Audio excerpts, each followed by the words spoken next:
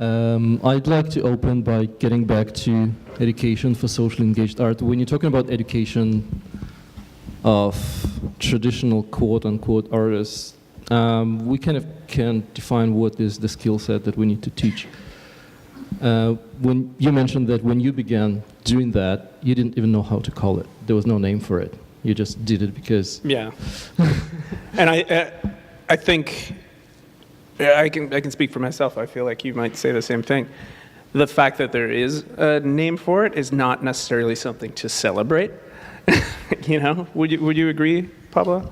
Yeah, it's my feeling has always been that the moment that you know the name of a thing, the thing is dead officially. Yeah, yeah. And I mean, from there, I mean, there was a lecture that I used to give a number of years ago where I would talk about like the role of social practice is that you do your job so well that you become irrelevant, that it's no longer called art anymore, and it's just called living. So if we have to have a name, I guess we have to work towards the point that the name becomes irrelevant. True. I remember the first time I heard social practice was from Claire Bishop in 2004. When we were in a cab in London. She's like, I'm doing this work on social practice. Yeah. And I was like, what's that? What's that? Well, I was reading... but it was, socially engaged. I think I do that. But I don't know. I didn't know it was called that way. Yeah. It sounded interesting. Totally. But it sounded also very evasive. I always felt that the term social practice intentionally, and I discuss this in my book, kind of is ashamed of being art. And there's this sense that, because art is contains all this history of romanticism, of being this transformative spiritual force, we need to focus on a much more kind of Marxist philosophy of like, this is about labor, and it's about the production of labor and knowledge, and I'm a practitioner, not an artist. And I always found that problematic. I know you. Which I find odd with, where the terminology is coming from. So Ted Purvis, my old friend who sadly passed away last year, he started the first social practice department. The terminology comes out of his writing in his book, What We Want Is Free. And that's so not Ted. Ted was somebody who saw the very political and essential nature of what art can provide, and was not ashamed of that at all. So I wonder where that comes from, how that got co-opted, because I know exactly the kind of quality that you're speaking of, and it's something that I've fought against too. I mean, much of my work is highly political, but at the same time, I'm very interested in abstraction and ambiguity and how we can benefit from what art can do. And I think what very thoughtfully you articulate in the quote that Boris had up, that its ability to kind of set us on edge and see things in a different way allows us to get back into the more codified spaces and disciplines, to be able to engage them differently and hopefully more thoughtfully and equitably. And I'd still like to drive it to education. It's clear that there is a craft to it. There is a skill. How do you teach that? Well, do you want to? I mean, it is a little confusing.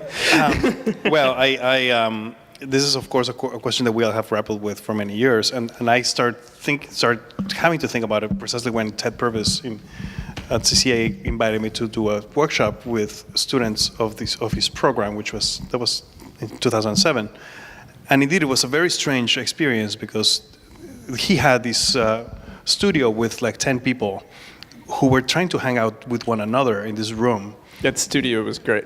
Yeah, but it was very strange. They were trying to cook meals together and then do a practice that was like a joint practice. And it was like a really exciting and also strange time where like, well, how are we going to learn this together? And the reason why I wrote this book was precisely because I was invited to teach a class.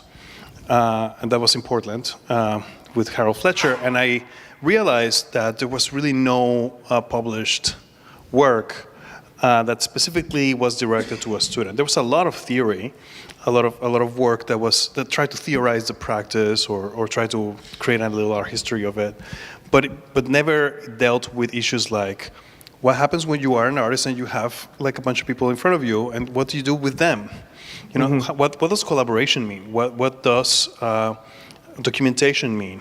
And what happens to the project afterwards? Like all these many questions, I felt that they were really necessary to answer. But I also encountered that the moment that I would basically create imperatives of like, you must do this, you must do that, it would immediately be a ridiculous book. Like there was no point in having a book that said, you have to do this, you know? Instead, I felt it was important to simply treat it like a manual of technical aspects, kind of like a photography manual where you don't tell people how to take a photograph or what kind of ideas to put in the photograph, but you can tell people how a particular type of film works, what a particular lens accomplishes, and I felt that was something that I could do from the standpoint of pedagogical processes. Say like, well, this is how you can generate a particular type of conversation. This is how you can create a particular social dynamic, and this is how you can think about it.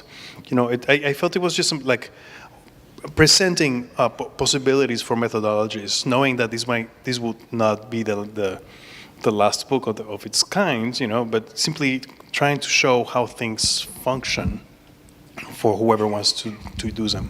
Mm-hmm. I mean, for me, it generally is kind of case studies where it's not about what you do up front.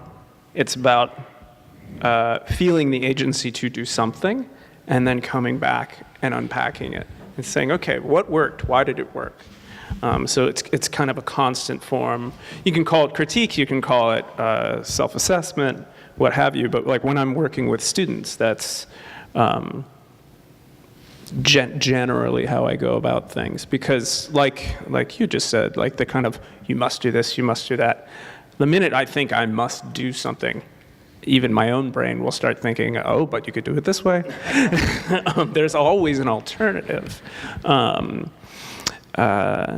know, in the same way, and I see it as no different, you know, if you're taking a painting class, you're going to have a really bad teacher who says, you have to paint like this, all other forms of painting are illegitimate. That's not the case. So you have to see the direct example of how people are engaging particular situations, and then figure out from there where to proceed and how to fine-tune it. Something that I think a lot about is how, well, the fashions of different ideas come and go, right? And as I mentioned to you both earlier, I feel that social practice has become very academic recently, where it has become more that subject of a PhD dissertation, where you will go and do a project about a particular thing. And that is unfortunately the way that things eventually go. It's not different from the Salon of 1863, where you were asked to paint like Anchor. You know, if you don't paint like Anchor, then you are not an artist. You know. So I want to be very keenly aware of that. At the same time, I do believe that there are certain values and ideas that one commits to as an artist that last your entire lifetime. I have lived this with education itself, you know, where I felt that many people who work in the field of arts education, which I think are incredible people, are mostly kind of like under the radar or not seen. Around 10 years ago or so, there was a fashion of pedagogical curating that became very prominent in many places. And then the fashion kind of went away, but the educators were still here. You know? So learning doesn't end. That's what I mean. Like, I mean, maybe certain trends come and go, but the process itself of cognition will never leave us, because that's part of who we are. You know, so I think that those are the important things that we should never really lose sight of. And I think that the same thing goes to social practice. As you said also earlier, it doesn't really matter how you call it. It matters what it does. And I, in conversations with other major artists that I have the privilege of meeting, like Suzanne Lacey or others, like, their attitude is like, well, this is what we were doing in the 70s. Yeah. So whatever. There is no difference. Now you're calling it that way, but before Yeah. we just called it like public art or it gets a new name performance or- every 10 years. Yeah, activism and community activism, whatever it is, it just changes its name. But ultimately, these are just words, like Wittgenstein said. Like these are ladders that we climb so we can get rid of them. So we're just using the words to try to explain what these things are. But when you get married to one particular phrase or topic, that's when the cliches start. That's when it becomes like overly academicized. And I think that's where we stop in a way advancing in our search of something new. And one thing I think for this thing which we call social practice, and how it can be linked generationally, to someone like Susan Lacey, or in the 70s, or someone, or like group material in the 80s, is maybe what ties them together is it's generally work that attempts to learn from itself. So like education is inherently at the center of it. It is not fixed. There's a lot of static there, and that static is very important to the work. It's an irritant, not in a way where it's supposed to be spectacular or a provocation, but it is supposed to in some way be, I would argue, kind of a form of social sabotage, Does that make sense? Yeah. There's this question in the back. Yeah. Should we get a microphone out there? I can just stop that. But we want it on the tape, of course. Do we have a mic there? Thank you. I was curious if you could build on that irritant and go back. There was a thread a bit ago about the tension between being an artist and being a practitioner. Yeah. And I'm curious how much some of the tension there is about resistance, say, like to capital accumulation and powerful institutions, like being an artist. I mean, that's definitely the case for me. I can't speak for Pablo. But yeah, I started, I think in large part, the reason I do what I do is coming from a history of a lot of dissatisfaction. That doesn't mean my work needs to be angry, but it does mean that like the public education system for me was a real failing and kind of traumatic. A lot of my work is attempting to build platforms of learning that I feel I did not get to experience, but that I did create for myself in parallel. For instance, going to bookstores. Like those were my educational sites. Were it not for bookstores, I really don't know where I would be today because I didn't get it in school. And then just looking at the world in general. So yeah, I would say it's not just critique though. There are utopian possibilities in here. Utopian in a very pragmatic sense of kind of creating these simulations of the world that you would like to live in as a provocation of like, okay, then how do we walk down that road to get to this thing at the horizon line? And that the process of creating these platforms is a social tool to be able to start traveling. What do you think about that? I want to be an irritant by reclaiming the word artists. In other words, like by forcing a discussion where we have to rethink this old tradition that the artist is this like original genius that is locked in a room thinking of these incredible ideas that will transform the universe. But instead, think of the artist as someone who is part of society and creates dynamics that generate something new. Mm-hmm. So I just want to reimagine what that can be, which is that I have a reluctance to say, well, I guess I will no longer be an artist and let the artist like show their works in the museum. Yeah. And like to me that we are redefining the art practice. So why cannot we say that? And why can't we force museums to acknowledge that fact and then have to adapt to the new practices, which in the end, it's how conceptual art and performance art and any sort of alternative forms of art have done. And it has been not the problem of the artist to try to adapt to how that art history is told. It's the responsibility of the museum to adapt to see how they could possibly support and maintain and the knowledge and of that kind of practice. So in that sense, I want to keep irritating. Can you say more about the museums? We are in a museum. Yeah, so aware of really? Yeah, kind of. No, it's sort of, no, please don't take it personally. It's not about this museum. It's too late. So in what Sam was talking about, imagining the future, you'd want to live it. How would you imagine a museum that actually can deal with what we call today social art practice? Yeah, this is a question that is really connected to a perennial problem that we all have as social practice artists. How do you preserve the work that you do? And I suppose I think sometimes of it as the way I will think it as an educator. Like sometimes we create methodologies, and the way that those methodologies are preserved are by practicing them. Like the way that you preserve critical pedagogy is by doing it. The way that you use ideas from Montessori is by actually teaching Montessori classes, or Reggio Emilia or whatever.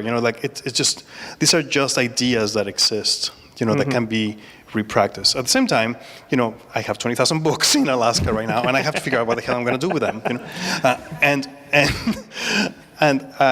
I have to first accept the fact that there's this real object or a series of objects that I have to contend with. And I will be very happy, in fact, for a museum to keep them forever.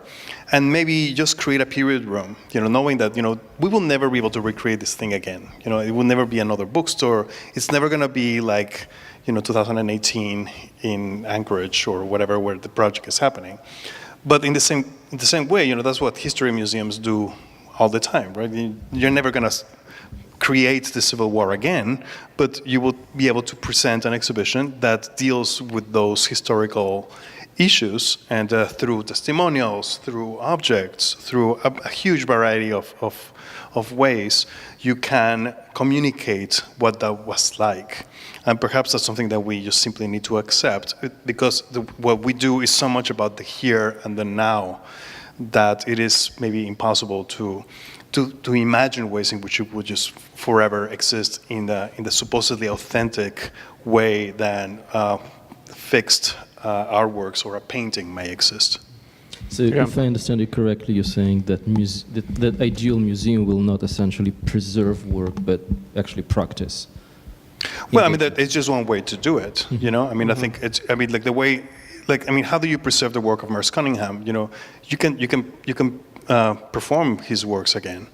You can show videos, of course, of his company, but the best way is to teach it, right? To teach how those pieces were conceived and choreographed. So that's maybe like the closest that we can aspire to function. When we are producing this type of very volatile or maybe ephemeral work. I don't know what you think. So. No, I totally agree. I think it's not whether a museum can.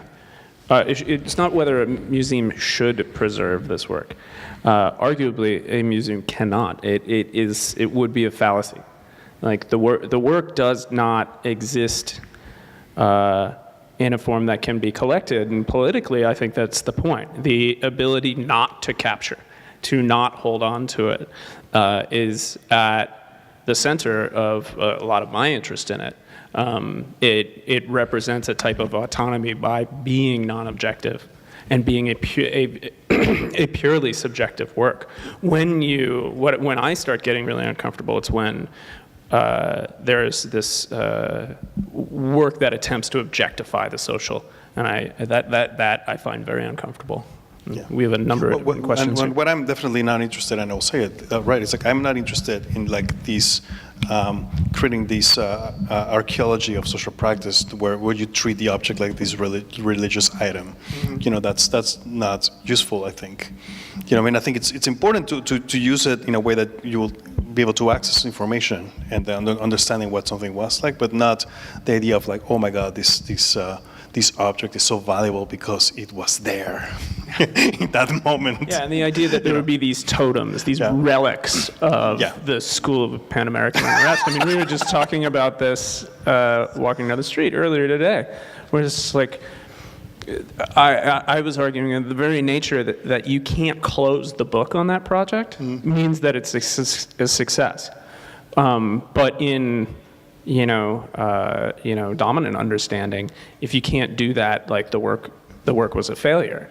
But I'd argue the projects that I find most interesting do not resolve themselves, and that's the point. And hence the idea, like you mentioned before, the idea of the work spins out of your ability to control it, wherein it no longer, your authorship per se might have been there at the beginning, but the intent, at least for me, is that notion of authorship fades and dissolves over time, wherein really it's just instigation. I'm thinking about the museum, maybe this is going to be problematic, but maybe it already happens in some cases. I'm thinking about the procession that MoMA had when it moved to PS1. And that was, I was really excited. I was so excited about that. But isn't it possible for museums to be outside of their location and have sponsor or promote? Oh yeah. These things that happen far away, like not even within their own city, but to have to reach people in very different locations. And I realize from a museum board perspective that might be hard to sell, and also maybe from a social practice artist position that might be hard to have an institution suddenly involved or even just around your work. But not necessarily if you work based on relationships rather than like individual institution. So I think it's totally possible, and I've enjoyed working in those relationships wherein I really kind of either push or have been invited by the museum, like, no, don't worry, you don't need to do anything here. Do it where it makes sense for the project. And then in terms of working with the institution, if you have someone within the institution that you enjoy having conversations with, it's just another interlocutor. It's another collaborator. So I don't find it awkward at all. I think it's a good question. But having worked in museums for so long, it seems to me that it's almost like a saying, "Can you cook with a hammer?" I think you can. I can make scrambled eggs with a hammer. But the point is that this thing is not meant to use for cooking. You know what I mean? I mean, you can. But the question that we need to ask ourselves is like, why do we give so much support to cultural institutions that cannot do that are designed to do something completely different to what they should be doing now? Yeah. I mean, and again, I believe we should always have museums. We should have collections. But the thing is that these are other initiatives that require types of skills, of abilities, and engagement with a social realm that is fundamentally very different to what a museum typically does, which is to collect, to preserve, and to spread the knowledge and promotion of a particular idea or set of ideas. And a lot of this, and I know a number of people have questions, but if I could just kind of wrap up my portion of this, I think a lot of this also comes down to two really important elements that aren't talked about. It's not whether this type of work should be in or involved with museums or not, but I think it's more this kind of pathological need for legitimacy and to define yourself through capital. Why can't you make art but make your money some totally other way and not be involved within the institutional structure of art making in any way? Art and art practice should be about action and intent, not about who defines you. It should be about finding agency and autonomy to be able to ask questions in the world, not be a respondent, right? So those are the things that I think about, you know? And my 2 cents to the same question. I believe in what you said, that museums can change and museums can start practicing social engagement. And by definition, when they start doing that, they expand beyond walls. Because what do you engage with? With something outside. And this is where it goes. So I disagree, I guess, with impossibility of that. No, and you know, I should say, because I do work in a museum and I have worked with social practice artists in the past, you know, I have tried to work within the conditions of what I have. And the thing is that social practice is such a large, a vast gamut of things. You know, they can definitely employ and should employ the ways in which artists are interacting with the public today to activate an institution. But what I'm saying is that, you know, the very necessary task of going out into remote communities to make meaningful collective projects requires more than simply the tools that a museum typically has to function and operate. Yeah, but in that sense, like, social practice can work in a museum if it's focused on the museum in a way. Like, social practice can exist in a museum in the same way that it can exist in a Burger King. Yes, you know, it can exist anywhere. Yes, of course. You know, but I mean, that's why I think some of the most interesting work over the last 15 years or so in this realm has been supported by foundations. You know, foundations that, you know, give the money to an artist or to a group of artists, and then they go out and they do something. You know, and they have to create the parameters, I suppose, of what that thing is going to be. You know? Karen. I have a question. It's something I've been hearing you all night. So you talked about, you know, not being defined or being defined, and education and how do you teach it, and then museums. Each one of those topics to me resonated with, you know, that you were actually speaking about a methodology about collaboration. And you just now started pulling out, like, you could do that because they're an interlocutor that you would treat like any other interlocutor. So I wonder if you could all articulate, like, okay, what is that methodology of collaboration? Maybe this 2 gets words. to what we were talking about earlier, that I think both for Pablo and I, music plays a really important role as kind of a working metaphor. And something that we understand, both the listening to and the playing of and the interacting with. And at least speaking for myself, specifically kind of like the free jazz out music community, improvisation in general has always been a real touchstone, and something that I come back to when I think about my own work, in that listening, you know, kind of call and response is such a key factor, and that you have to kind of listen to the room, even kind of look at the room, think about people's posture and body language, that you're engaged in the space in a way that is about attunement, about really understanding the mechanism of what here is, and that the landscape that you're in is people, rooms, smells, sounds, everything, and that you have to be really attuned to the complexity of where you're at. I would like to mention that when I was an art student in Chicago, shortly after I graduated, and I really had nowhere to go to show my art, I ended up doing community theater. I found this community theater in the neighborhood of Pilsen called the Blue Rider Theater, and that really changed my life. And I learned so much about theater, mainly because it just presented a way of thinking about art that was really about collaboration and about interdependence. In other words, when you work, so if you have ever worked in theater, you'll know that, a play cannot go on if one of the actors don't know the lines, or if somebody has a problem or lapsus, the rest of us have to be there to figure out the situation. It's a situation where if one person does not function, everything collapses. And I found that really powerful. And it's something that, it was a kind of relationship that I've really never experienced with visual arts, especially including performance art. Because with performance art, it was still very self-centered. You know, like you go and you get naked, you know, you do this or that, and then that's a piece, you know. But with theater, you could not do that. You know, and I always thought about that.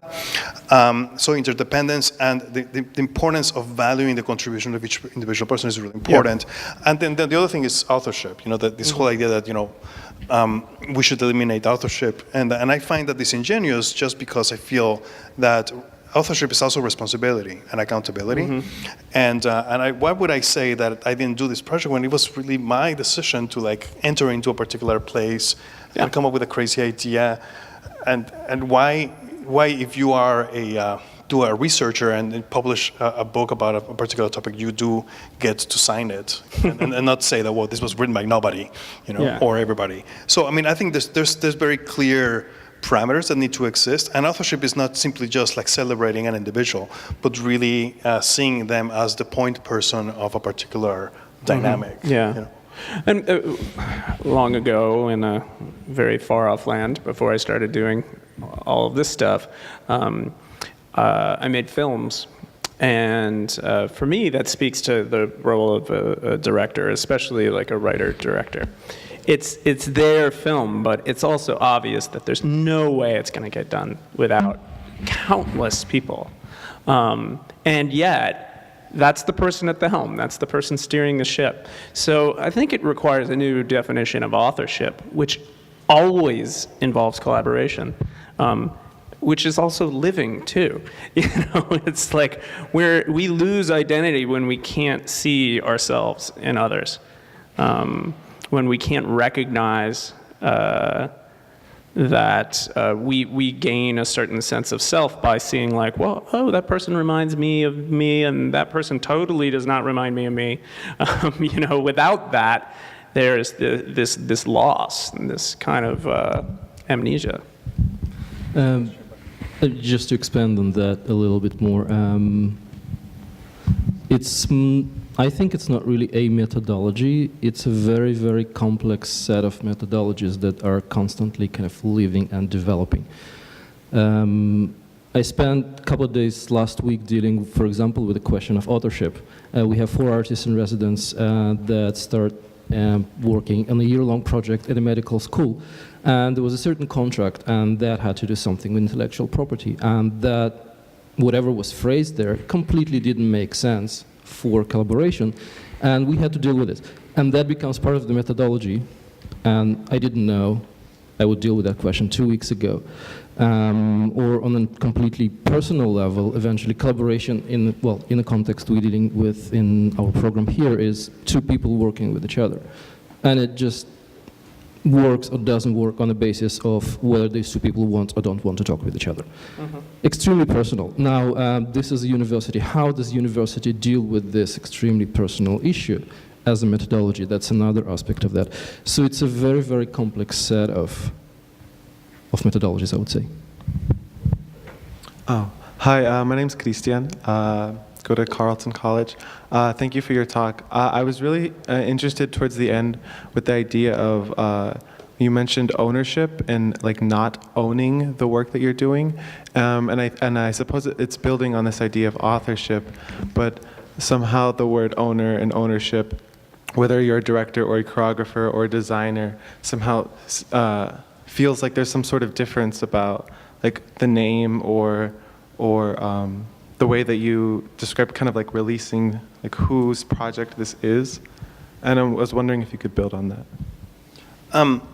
I think what I was trying to describe is what to me is a really deep pleasure and happiness when I see that that project has taken a life of its own and that in a way could exist without me, you know?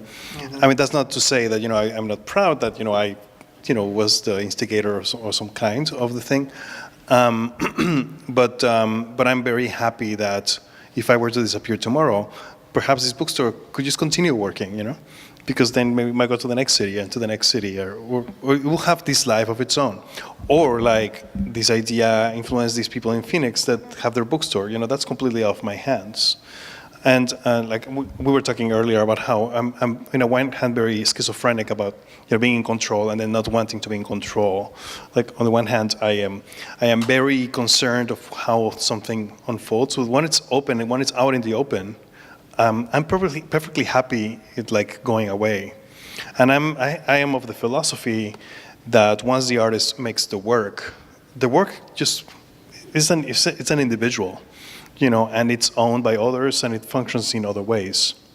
So it's not really even our job to come back and try to change it or try to make modifications of it. In any case, you just make a new thing. You make something else, but you don't pretend that you still are forever the owner. There's a wonderful work by an artist that lives in New York. Called Salon de Fleurus.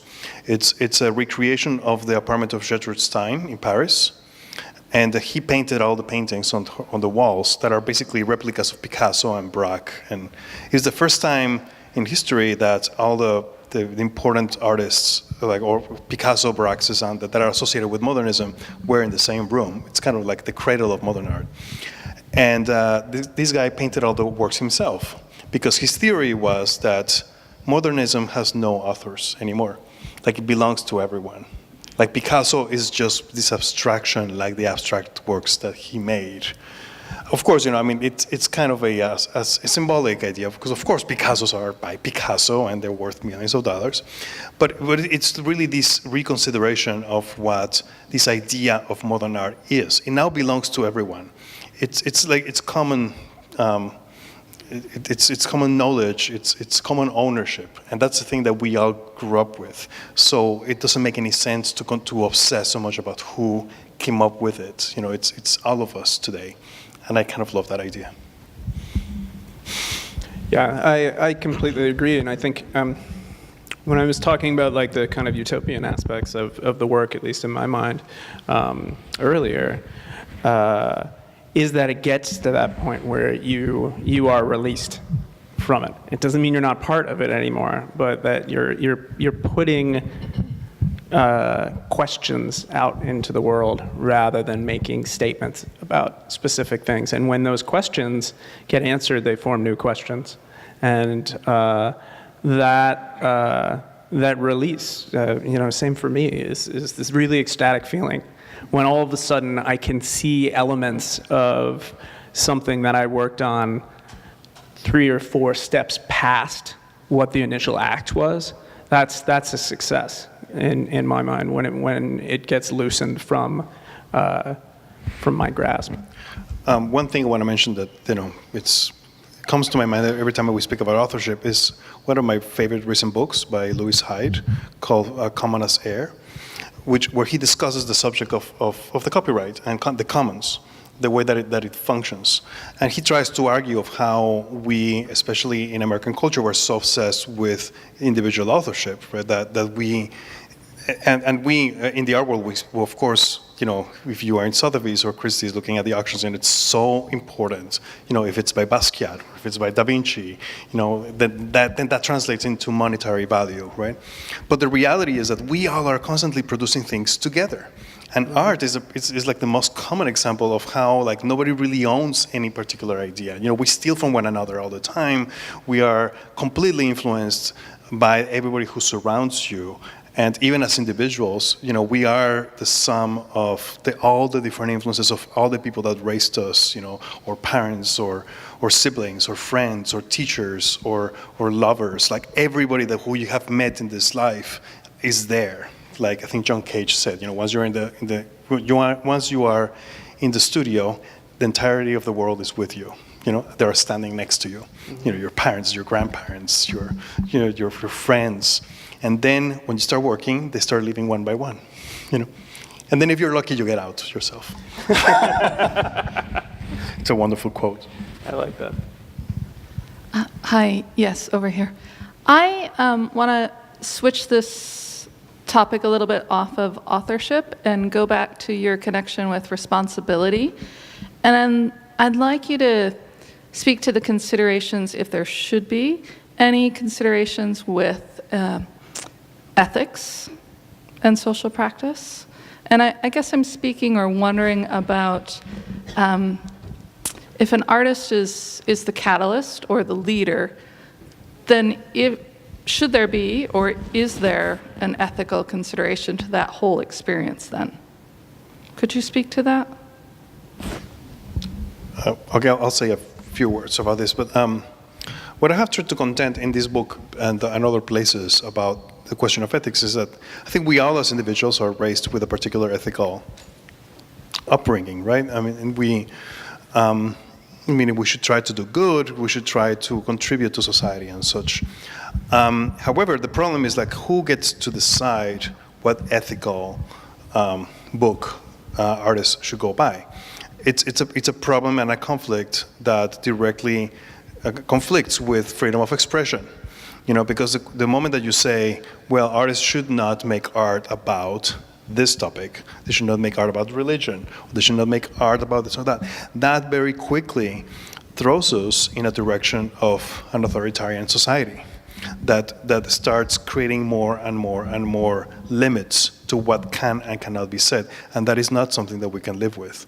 So it's a very complicated quandary, you know, and I think this has to be taken into consideration when you are evaluating an artwork. You cannot evaluate it exclusively under ethical standards, because then you might enter into these problems. But I know it's a complex problem. I don't know if you have any thoughts on this.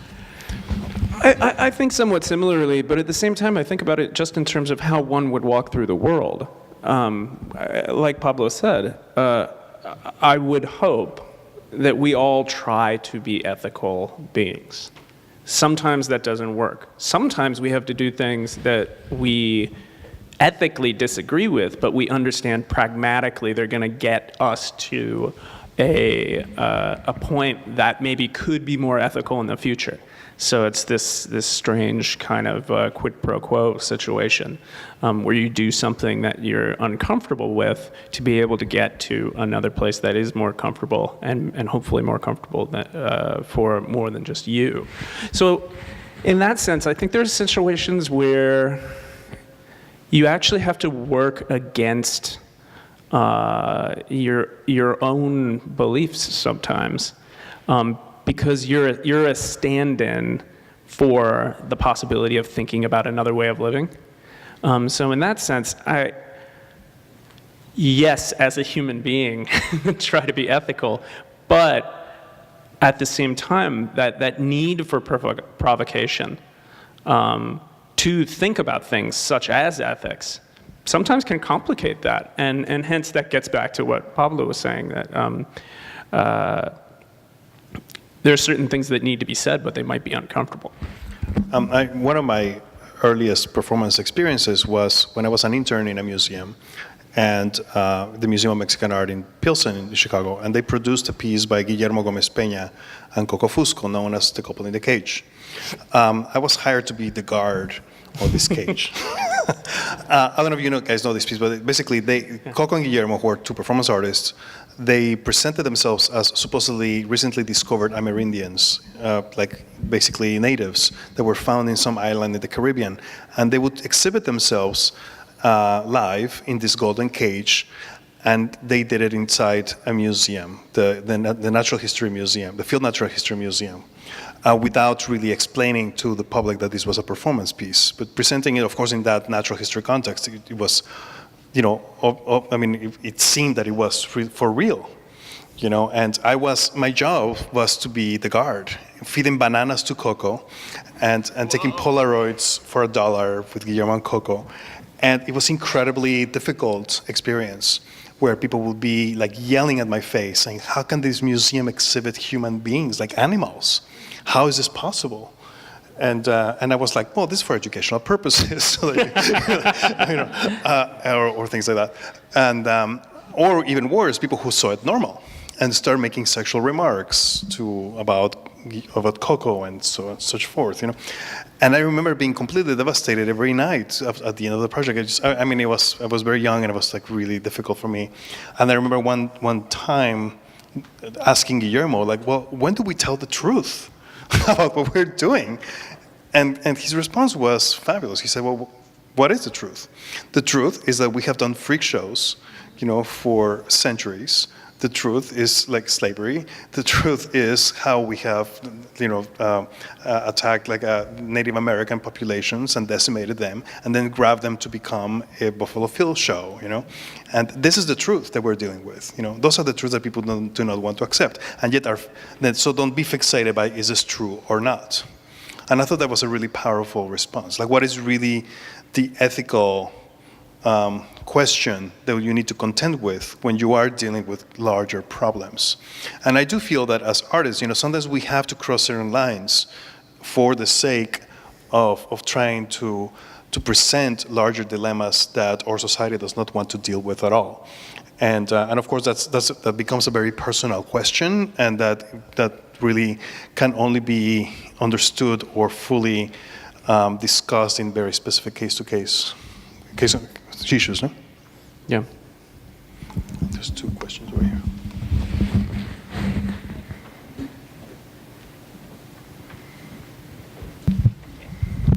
I am wondering, is social practice avant-garde? Or does it have a relationship to the rhetoric of the avant-garde?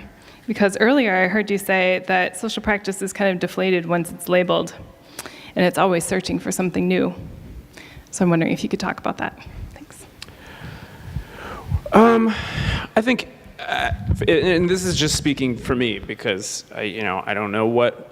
I think I can't speak for other artists who work in this fashion, and I also don't believe that they can speak for me. But for my own intent, I think if we define avant-garde as synonymous with the counterculture, with kind of being underground, with living outside of society, with the proposition of another way to live, that then yeah, absolutely. And I see that within the historical avant-garde. So in those terms, I would say yes. I would say, and I work in a place that's constantly showing the avant-garde and dealing with the avant-garde. That, yeah, in the sense of like being an experimental practice, in the spirit of the desires and the goals and the philosophies of what our generation tried to do or is trying to do, I think you can definitely find similarities, with how you're trying to break rules and try to like break boundaries, But at the same time, I feel that the historical avant-garde of the 20th century was very married to very definitive ideas that, like they saw themselves. If you were a futurist, or if you were a surrealist, or if you were a Dadaist, you saw yourself holding on to very specific dogmas that broke with everything else. And the manifestos had that spirit of saying, well, this is the truth. I feel that we no longer are capable to see ourselves with that definitiveness. I feel that that era is no longer possible to continue. So in that sense, I am of course very reluctant to say, well, yes, we are the new avant-garde, because then the moment that you say that, as we said, that it's over. And, and of course, so that it's like, I make these cartoons called Artoons that deal with these kind of ridiculous issues that are about the art world. And there's a cartoon that I made a number of years ago that says, "Oh, congratulations, you are the artist of the moment." Oh, sorry, the moment is over. So maybe. Just to piggyback on that, I think it also speaks to like, well, if it's avant-garde, it's also because the thing before it was and the thing before it was. So speaking to this idea of time, and that labels are superfluous, so that whoever was doing work similar to this that had a different name, like, we're part of a historical trajectory then, and it's not that like, oh, it's this new thing and therefore it can't be over. It's just like, maybe I'm going to stop doing it. Somebody else is going to pick it up. So it's more that process of being part of a public that desires to propose different ways of living. And that's something that doesn't go away. And it's also not defined by any specific act. So in that sense, social practice is in league with, with free jazz, and it's in league with, people who have decided to just live in the woods. It's, yeah. Can I jump on that somewhat ambivalent idea of public to come back to the ethics question? Because I thought that was a really great question, and I thought that although I appreciated the way you came in from the kind of individual ways of navigating it, that it might also be worthwhile to come in from the question of the toolkit of collaboration. Because I feel like I know that parts of what you all do has to do with a kind of responsible reciprocity with the communities you're negotiating with. But interestingly, that wasn't what you said about ethics. Oh, can you? Yeah.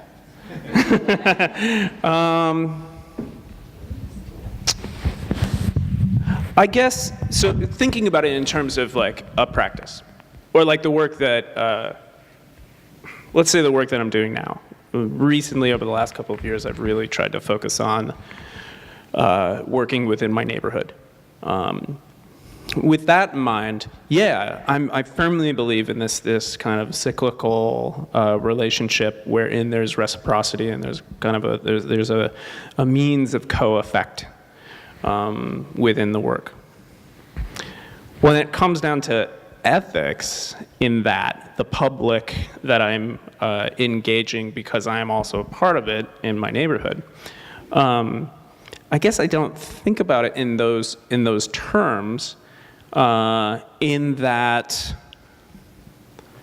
the cultural landscape, like one person's ethics is going to be someone else's affront. So I wonder whether ethics is the appropriate terminology in that way. Like, can we think more about like consideration? Are there more appropriate words specifically for this type of work? In that, I mean, I'm talking about living with other people and how we affect one another. That's constantly changing, constantly morphing. And I guess I'm a little uncomfortable with the notion of ethics because it does feel dogmatic and it does feel written and fixed. And I don't see that that's how we live with one another. We constantly need to be listening and fine-tuning, refining our social craft to treat one another, you could say more ethically, or you could simply just say with more consideration, more kindness. And I think that's where I want to move, and not think about it in terms of ethics in that gets more towards kind of a hierarchy of engagement and kind of a rules-based lifestyle of like, you can do this, you can do that. And I think that actually goes and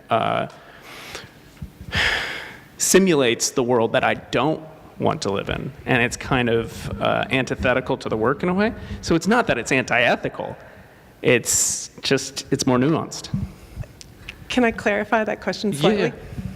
That might be because it's institutional. And I'm thinking, I realize I'm sitting in the social science quarter over here. But like when we think about institutional ethics, like the kind of review that practitioners have to go through in order to do the kind of work that artists are doing, it makes me realize artists don't have institutions necessarily that they have to negotiate with before the documentation.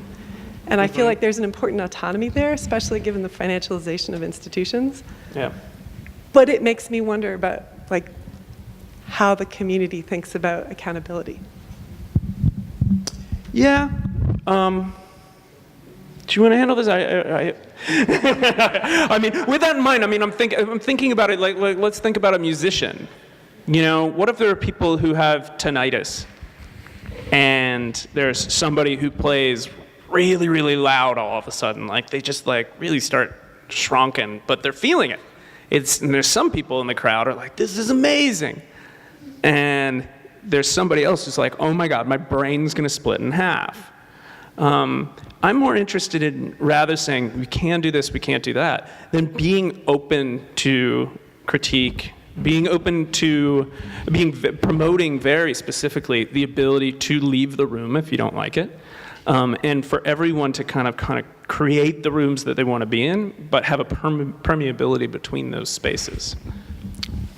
Honestly, I think we get too fixated on ethics, to be honest, because I think we should be more used to be made uncomfortable by art. Yeah.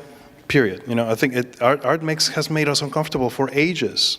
In the 18th century, it was like being uncomfortable for seeing like some particular kind of nudity or some particular kind of scene, and even before, like simply depicting a particular character was considered. And arguably, that's why we keep doing it down through the ages. It's not simply storytelling. So I would put less pressure on the artist and more on the public. Because I think we tend to infantilize the public a lot. We tend to say like, oh, no, they're too fragile. They cannot understand it. They will be hurt, or somebody will be like very offended by it, and it's important to be offended. Yeah, maybe that's the point. It's very important to feel uncomfortable. And that's what art does all the time. Like it's impossible for a museum to ever know what is going to be uncomfortable to somebody ever.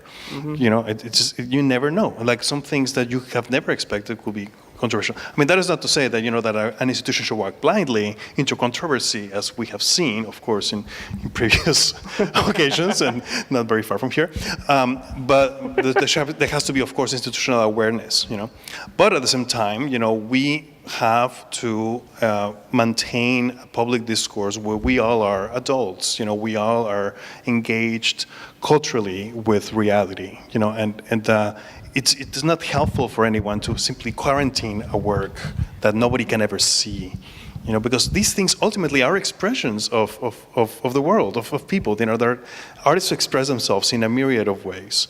Some ways are beautiful, some of them are very uncomfortable, and a lot of contemporary art deals with like really horrible things. It's a reality, and the really bad things, and some of it really crosses the line. But that's the nature of human communication. Maybe the word that Yusen were looking for instead of ethics is responsibility. I come back to the quote from 70s by Robert Irwin recently quite a lot. I paraphrase it from memory.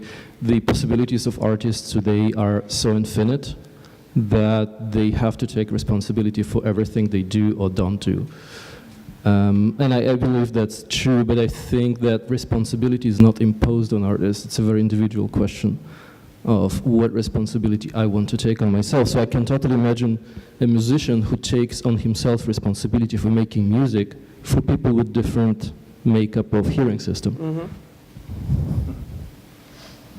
There's a question here. Oh, thanks.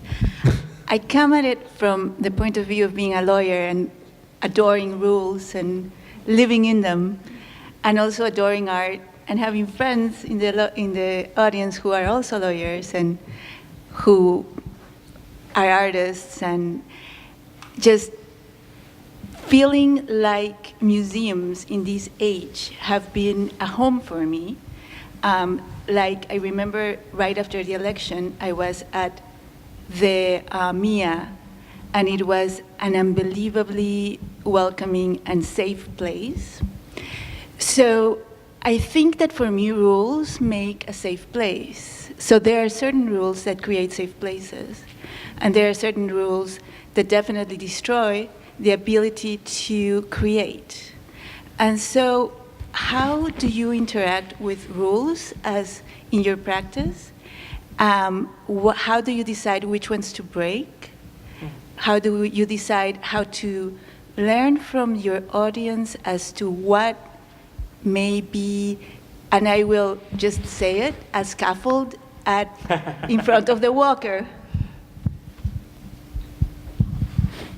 Yeah, those were a lot of questions. You, Pablo. God, that's a tough one for me. And I am married to a lawyer, so I understand what you're speaking about really well. But I think also our affection is based in a kind of opposition in a way. rules have always been a problem for me. Not because I don't like specific things, but the idea in being told you're not allowed to do that by my very nature is like, oh, good, I'll do that.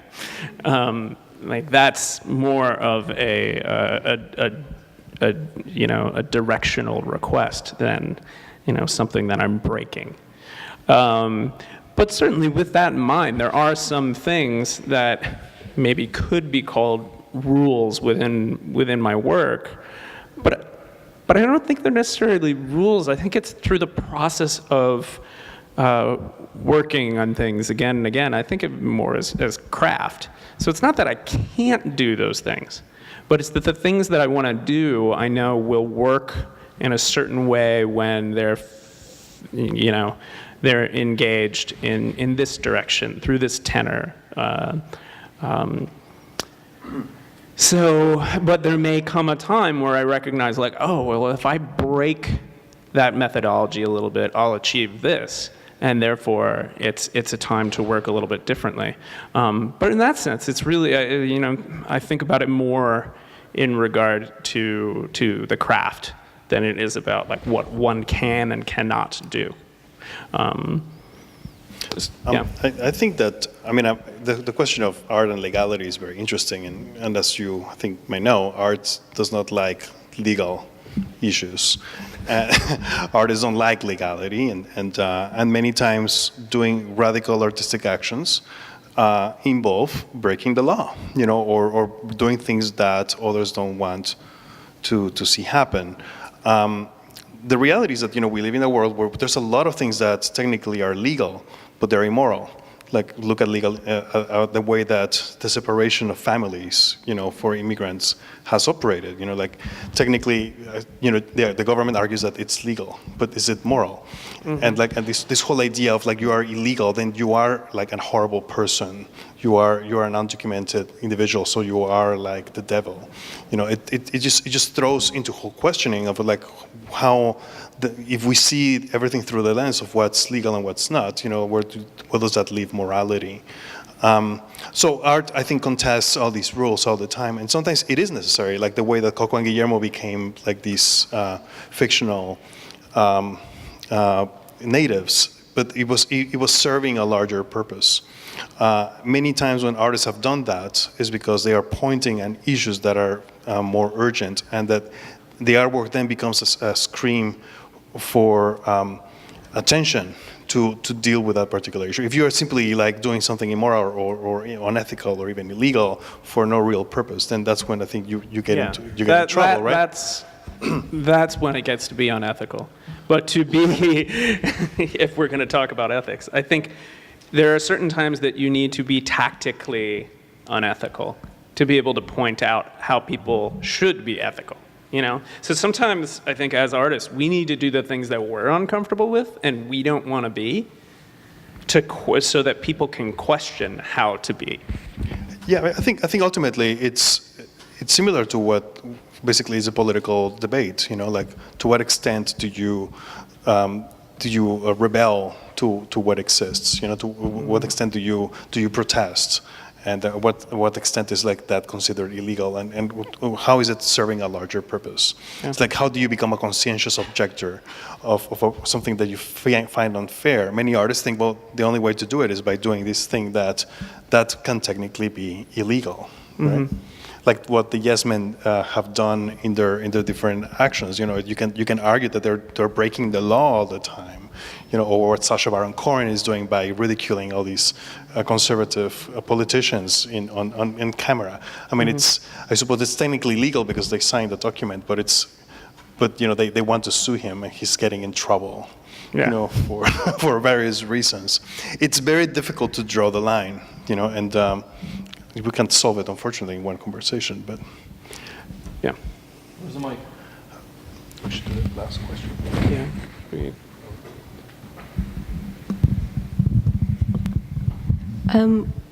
So, as from the perspective of the studio artist, because it's been told that studio artists are such and such, they're sort of lonely geniuses and they're selfish and they're, well, it's a bit of a simplification. Yeah, so they're a bit more than that, and there is many social aspects involved in studio art. But my question is really, so for instance, I'm that kind of student who happened to come to the art academy, and there are such people, you know, they don't always become artists, they sometimes become surgeons or sort of other kind of, but I'm driven by the desire to create with my hands or with whatever kind of different implements. I have a desire to create those beautiful objects, and let's keep the problematic of the word beautiful, but this is what I'm driven, and it's a need.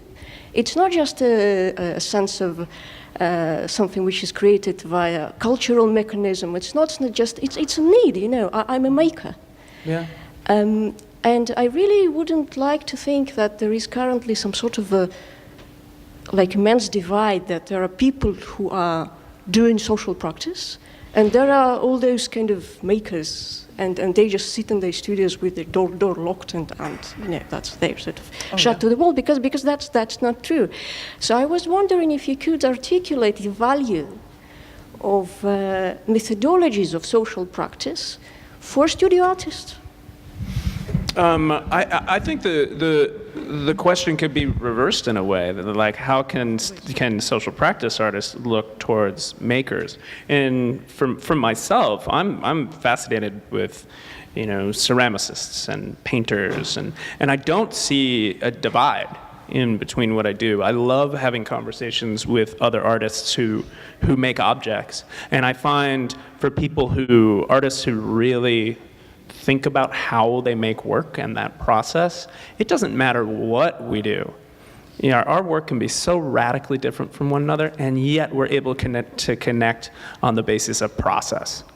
I find that really enlivening. But then there are some artists who, it seems like they're just in the clouds. They don't think about process in that way, and I don't really know how to connect with them. So maybe that's an answer to your question, just like really digging into process. Yeah, no, I think it's a very good question, and I wanted to mention that, you know, I am also a studio artist, and every night I make drawings and I make collages, and in fact, it's a very important aspect of my life. I find it really necessary to every night work alone and do this kind of practice that is very organic and very personal, you know, and in fact it allows me to do the other more public type of practice that I do. I just see it as, I mean, I don't mean to condemn studio practice as something negative. On the contrary, I think it's a wonderful thing. You know, it's simply the point that these are different tools that we all have, or different ways of languages that we can develop, whether in the studio or with others. And there's certain moments in time, and this was the time when I felt it was necessary to go out of the studio and work with people to create experiences. You know, but I do think that one thing speaks to the other. And one thing that we talked about earlier today was about how we both belong to a generation of artists that did go to art school. And, you know, I had to learn intaglio and etching and printmaking techniques. And I had to learn how to paint on egg tempera and had to learn, Venetian techniques like Titian to learn our history. And I feel that has been really valuable, you know, but ultimately, these are just part of what I think an expanded practice can be, you know, and these are just various possibilities. I also don't think that there is no opposition. It's often said that, okay, socially engaged practice as opposed to, or instead of, or there's not really such thing. I don't believe in it. But there's another aspect to it, which is, well, it can get a bit touchy. But there is an institution, let's say a university, and that hypothetical institution wants to do something with art in its institution. And then there is a very practical, very pragmatic question: what kind of artists are we looking for? And sometimes this will be studio artists, and sometimes these will be artists who don't work in the studio. And then it's kind of a question of practice, really, but not of value. There is no opposition. It's never like this is in some way better than other. The last thing I want to say is that something that we faced as artists who work in the social realm, that I have encountered in debates in Mexico and other places, is that because what we do is so external to the conventional forms of art making, that sometimes the expectations is that we are going to transform the world and fix all the problems of the world, and that should be the criteria by which our art should be analyzed. So since I cannot solve world hunger, then my work is not good, or since I cannot solve illegal immigration, then my work must be terrible, But so I think it's important to think that the things that we create are models, are inventions, are ideas that can be employed and thought and examined in the same way that our works are employed and examined to rethink the world. So in a way, we're not so different from somebody who is in the studio. It's a studio practice that uses the world, the external world, as part of its set of materials. Yeah, and a critique of, say, a painter who paints a still life of a bowl of fruit.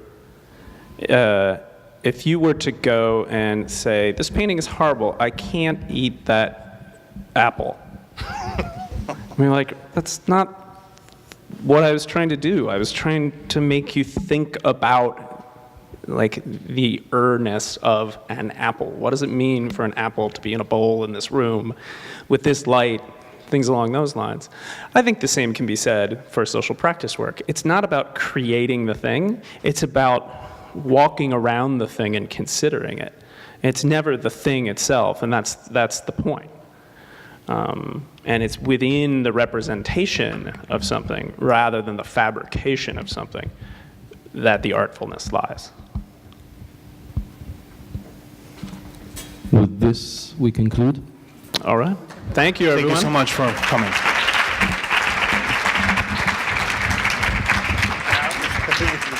Thank you so much. Thank you again so much for being here.